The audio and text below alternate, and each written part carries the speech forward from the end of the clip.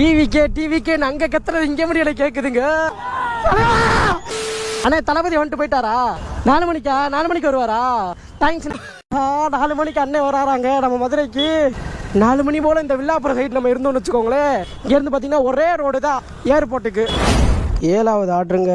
இது எத்தனை கிலோமீட்டர்னு பார்த்தீங்கன்னா 13 கிலோமீட்டர் போட்டிருக்குங்க. இங்கேருந்து ஒரே ரோடு 8 கிலோமீட்டர் போட்டிருக்கு. பாரு கேட்க ஹைவேல வரட்டிக்கிட்டு இருக்கேன். தேங்க்ஸ்ண்ணா. நம்மளுக்கு இந்த ஆர்டரில் வந்து பார்த்தீங்கன்னா 103 ரூபா கொடுத்துருக்காங்க. மணி வந்து பார்த்தீங்கன்னா 4.